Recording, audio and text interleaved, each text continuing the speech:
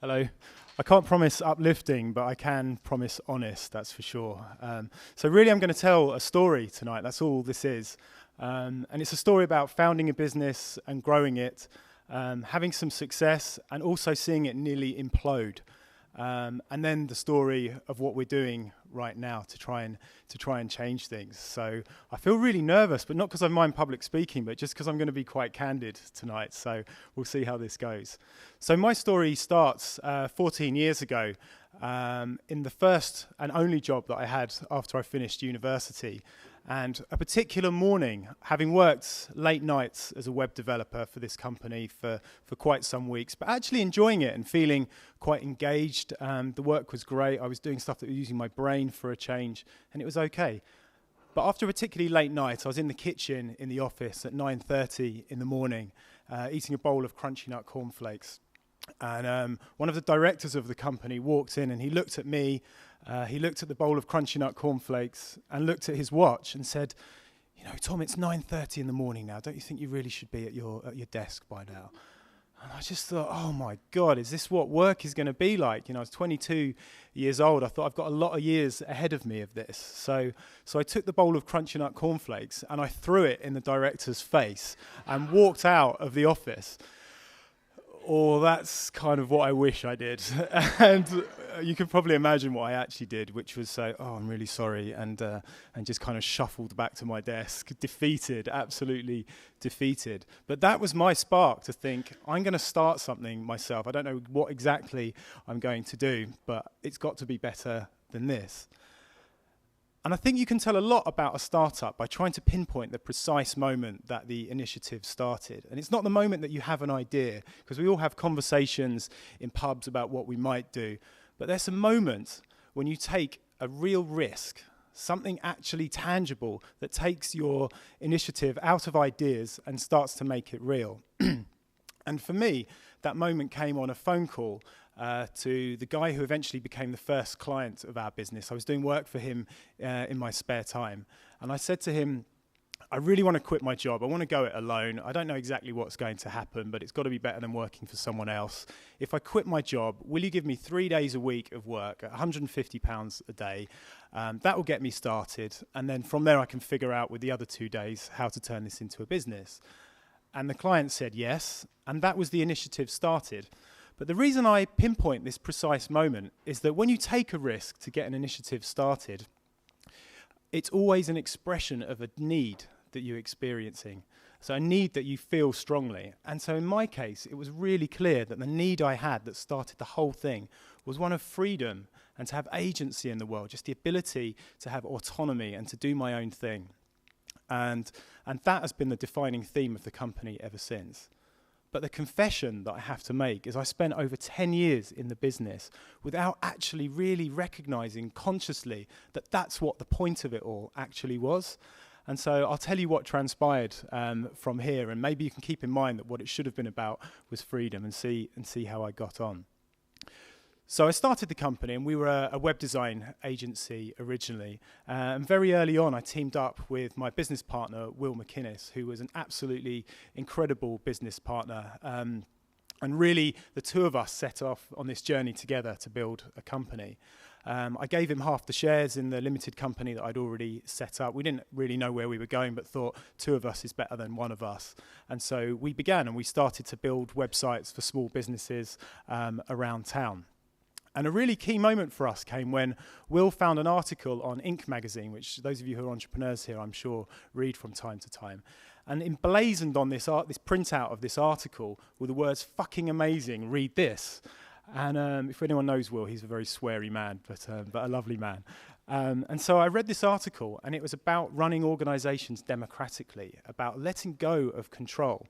And that got me on to a guy called Ricardo Semler, who's seen by many as the grandfather of democratic business. And one of his books was called The 7-Day Weekend. And you think for a guy that started a business based on a need for freedom, you can see why that probably appealed. But the inspiration from this book was was the whole ethos behind how we ran our company, based on letting go of control and of freedom. And so some of the things that we've done ever since at NixonMcInnes are having complete transparency over all financial information. So everyone inside the company knows exactly how much everyone else earns. They know how much money is coming in and out of the company as well, how much the directors are taking out. We train people how to read a profit and loss account as well, so people can have that connection to the finances. We also have open seats at our board meetings, so any employee can volunteer to come along to a board meeting, to take part, to ask questions, to get involved in the discussion. And that starts to break down the them and us that's often experienced between a board and the rest of the employees of a company. And we have a very democratic decision-making process as well. So everyone inside the company has their voice heard. Anyone can make a proposal to make a change in the company or start a new initiative, and that is given an airing. And I think these ideals appeal to me because they're all based on freedom, which was really my own need. So far so good, and the company was growing, and it was all kind of okay. And so gradually, as the years went by, the business started to mature a little bit, and I noticed that my role was starting to change from feeling like an entrepreneur to being a manager, which is not particularly what I set out to do. And your life starts to become a little bit more about monthly board meetings and weekly sales meetings and graphs and spreadsheets and all of that kind of stuff. But back then I was kind of disconnected from this need for freedom. I didn't recognize that that's what it was really all about for me. But it held me back and dragged me down somewhat. And then one day, a mentor and a good friend of mine, Pete Burden, said to Will and I, he said, the company's doing well, saying it's growing, you're profitable, but I don't really know where the passion is for you. And I don't really know what the purpose is. Like, what is this all for? Why does this company exist? And Will and I, being good sales and marketing people, tried to talk around it and come up with some convincing ideas. And Pete would just stand there kind of shaking his head like this and saying, I don't buy it. I don't see where the passion is. And then he said to us, he said, I wonder if the problem is that there's two of you as joint managing directors of this company. And we looked at each other and kind of gulped and thought, oh my God, he's really got a point here. This is the problem. We're holding the company back by there being two of us trying to run the business together. Stuff was falling between the cracks. There was no one person saying, this is the vision, this is where we're going. People inside the company didn't know whether they needed to come to Will or to me about a particular issue.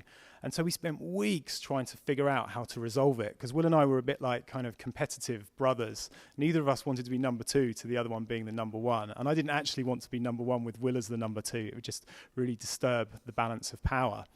And then one day I was out walking the dog and trying to think how we were going to resolve this situation. We knew it was going to hold the company back. And then I think what happened was I reconnected with that need for freedom, and I suddenly realized that the only two options weren't to be number one or number two. I could come up with a third way, something really different. And that was when I had the idea. I thought, I'll go and take a sabbatical. I'll just leave. I'll take off on a big trip. I'll go and work overseas, do some completely different things, and then I'll come back rejuvenated and refreshed. In the meantime, Will can have taken the business forward, and then I'll figure out what happens next after that. And that seemed like a really great plan, and Will agreed, and so we announced it on the blog. And then our finance director, damn finance directors, don't ever get a finance director unless you really have to. But the finance director then crunched the numbers and said, okay, Tom, I've calculated that the cost of you leaving the business and us getting a replacement and inevitably losing some revenue by you not being around and bringing in work is going to be £20,000 exactly. And that was pretty much about as much profit as the company was making back then. This is in 2007. And she said, you can't go if you want this business to survive. And so I thought, right, okay, well, I've got to put the business first. That's the most important thing, right? The business is the thing. And so I cancelled the trip, and I didn't go away, and I stayed in the business. But I think like a small little part of my soul was dying slightly from not being able to really follow my dream. But again, it was really unconscious. This stuff was just happening on a gut instinct level. I'd never really consciously acknowledged what was going on. So by this time, Will had become the MD of the company and was doing an absolutely fantastic job as well. With the remit to take the business forward, he took a really bold step and converted NixonMcInnes into one of the first agencies in the UK that was dedicated to social media. Like now, there seems to be every man and his dog is a social media agency, but back then we were one of the first, and that was a huge break for the company and enabled us to start working with brilliant clients like Coca-Cola and Barclays and O2, rather than the small local businesses we were used to. And then I became the sales and marketing director because that was the thing that I was best at, and that's what the company needed most. But over the next couple of years, people would say, "Oh, Tom's just he's a little bit withdrawn or disconnected somehow," and no one quite knew what was going on, whether I was just weird or whether something wasn't right. But again, wasn't conscious of exactly what was going on. And so we got to 2010, and by this stage the company was doing really well. We were turning over about 1.3 million. We're growing at about 15% a year with 15% net margins. So it was a decent small business. And then what happened next? Yes, it's a good job we're going to edit this later, isn't it? Yeah. So at the beginning of 2011, after the company's having a great year, Will and I met up for breakfast straight after Christmas, and we looked at where the company was, and we thought, it's kind of doing well. We're all right, I think. And we had a conversation to say, maybe now is the time when you can actually leave the business and do something else. And so we made the decision between the two of us. I took it to the board and asked for their consent and said, can I break my shareholders agreement and decouple their shareholding from the requirement to work full-time inside the business? The board gave me their consent, and then we told the team and we told the clients, and then for the second time made an announcement to say I was leaving the business. But this time I knew it was actually going to be real. And for the first time, I was actually really on a path to fulfilling that need that the business was set up for. I was finally going to be truly free. And so I left the business on May the 4th in 2011. Star Wars Day, May the 4th be with you. And that was it. And so I'd left, and I thought it was going to be for good. I went and explored around the world and worked on all kinds of crazy things, but that's another talk. And meanwhile, NixonMcInnes did well without me, and it's a weird thing as a founder. I don't know if any of you have left a business and you leave, and it's still profitable. Everyone's running the business, and things are doing okay, and you think, okay, well, it wasn't that pivotal to the whole thing. It wasn't really that necessary, and it's kind of good and bad, really. And that continued for about a year afterwards. But it was only after that some cracks started appearing in the company, and the company's market was starting to change.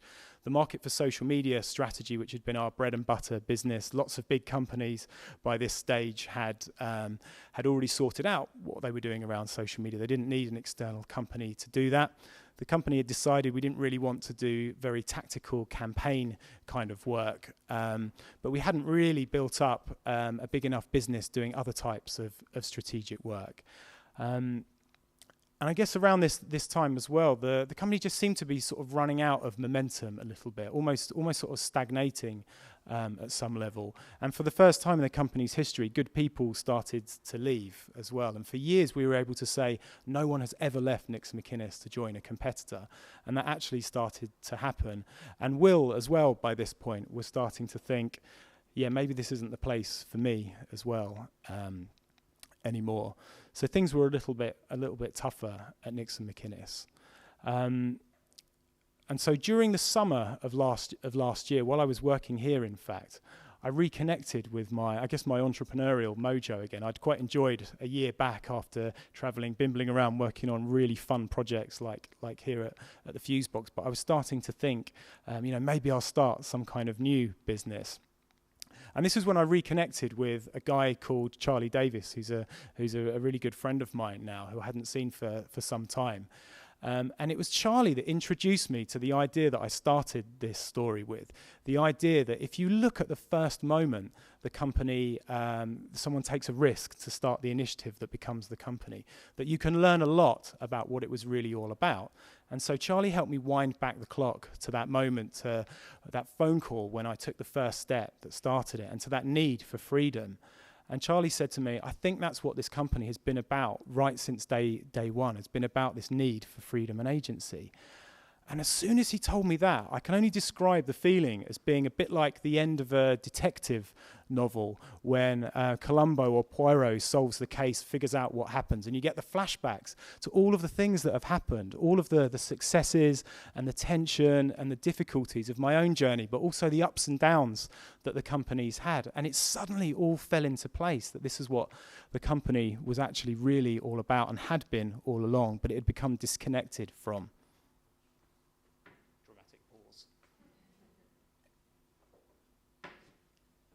So I sent Will an email and I said, right, I've just heard about this wacky idea. I didn't really buy it at first, but here's about 13 reasons that I can think of why the company was really about my need for freedom and agency. And Will replied and said, don't know if I buy this completely, but sounds interesting. Let's talk some more.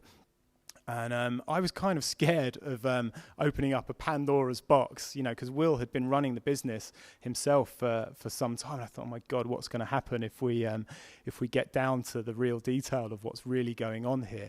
And Charlie said to me, he said, I absolutely guarantee you, Tom, once we figure this out and it all becomes clear, everyone will be massively relieved and everyone will know what they need to do next. And so the three of us sat in my living room and we replayed the history of the company, the story that I've told you guys in a little bit more detail. And we said, yeah, this is what the company was about all along. And I realized how I'd become disconnected from that. And Will also started to realize that the business wasn't really meeting his needs at that time either. And that was, you know, causing him to start to think about leaving the company as well, which is completely understandable. And so I knew what I needed to do next. I knew I needed to come back to NixonMcInnes because I realized that for me to start a new business, I had something great already. I had a team, we had a brand, we had some clients. There was loads of good stuff there. This was going to be a better option than to start something completely fresh. And I also connected with a newer need. So the need for freedom was certainly still there. But having experienced a large amount of freedom and to feel like a free man, it freed me up for some slightly higher order, I guess, needs. And that was really a need for contribution, to actually feel that I was doing work that mattered, that was somehow making the world a better place and contributing to something that I could feel proud of in years to come. And I thought, that's what I need to go back to NixonMcInnes to do. That's what's going to be really meaningful for me. And so I agreed that in October of last year, I would come back to the company. Another pivotal player in all of this is my colleague Max St. John. So Max was the people and culture director at NixonMcInnes while I was away. And he was kind of the guy that at a really gut instinct level just knew better than anyone else what the company was really all about. And he could sense the kind of the pain that the company was going through by its floundering. And I met Max outside in the beer garden of the White Rabbit pub in North Lane last summer, and he had this kind of wild, crazy look in his eyes, and he sat down opposite me at a picnic bench and just said, Tom, we've got to fucking sort this company out. We've got to fucking sort it out. And I was like, wow, there's some energy coming from this guy. I need to just kind of get out of the way of this energy and let it emerge. And so we put a name to it. We said, fucking sort it out. We said Operation Physio. That's what we're gonna call it, and we're gonna sort out this company and make it one that's based on real meaning once again, in a very conscious way.